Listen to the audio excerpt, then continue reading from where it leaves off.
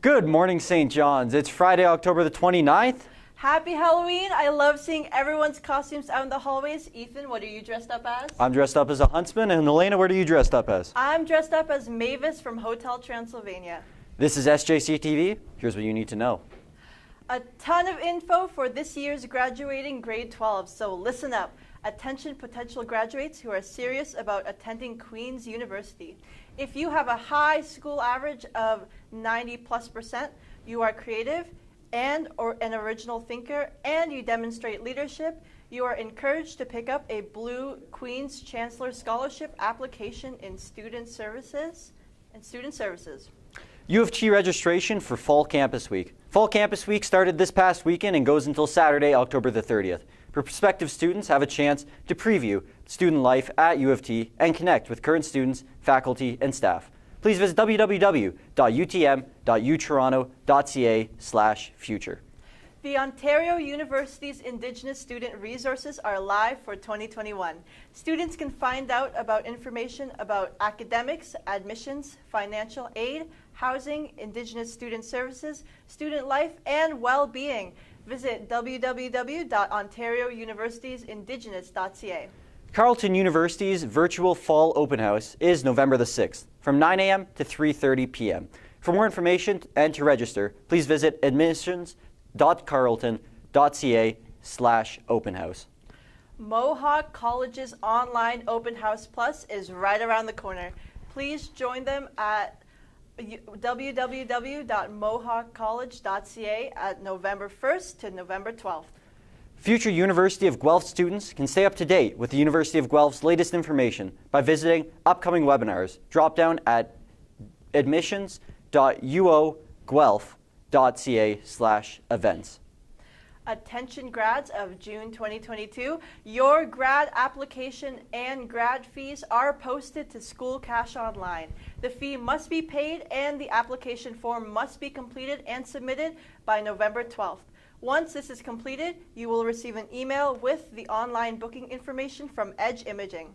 Grads are responsible for booking their own grad photo. If you have any questions, please see Mrs. Ronson in Student Services. Fanshawe College's virtual open house will take place on Saturday, November the 6th from 9 a.m. to 2 p.m. Live sessions with staff, faculty, and current students, along with entry to win free tuition, are all lying ahead at the virtual open house. On-demand videos with virtual tours and helpful links, along with assistance with college applications, lie ahead. Please register ahead of time at openhouse.fanshawe.ca. Senior Book Club is ready to start. Please sign up outside of the library today and tomorrow. Our first meeting will be this Wednesday during lunch.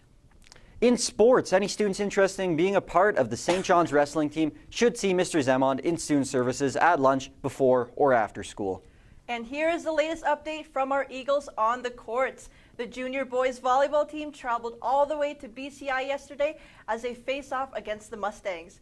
After losing the first and third set, the boys dug deep to find their inner eagle and scored victory after winning set number 5.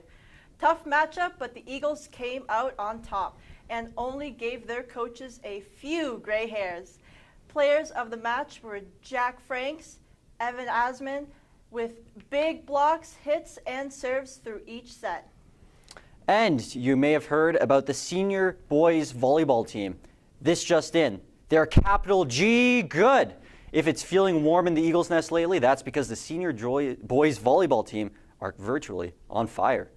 On Tuesday, they traveled to McKinnon Park and easily took care of the Blue Devils in 3 straight sets. They controlled the game from start to finish and were just getting ready for this Thursday. That is when the Eagles made their way to BCI for a clash with the Mustangs to average their only loss of the season. And again, that's avenge their only loss of the season.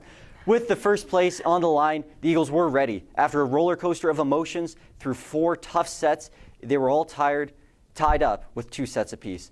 And it was looking like their last meeting. With grit, determination, and no-quit spirit, the senior boys spiked, blocked, and dove their way to victory, taking the 5th set 15-12.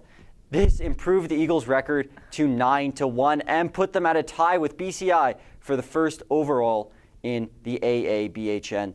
Next week, the Eagles will wrap up their regular season. They will host North Park in the Nest on Tuesday and then travel to Paris to face off against the Panthers.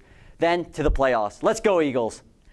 This week in basketball action, the junior girls faced a tough defensive team from McKinnon Park. Strong games were put forth by Emily B. and Maya M. Leanne M. led the Eagles in scoring with 16 points. The Eagles won by a score of 47-30. Next, the junior Eagles faced the BCI Mustang. It was a battle back and forth, but the Eagles came out victorious, beating the Mustangs 46-42. Reese S. and Tessa S. had strong offensive games, leading the team with 13 points, while Talia R. played a tough defensive game at both ends of the floor.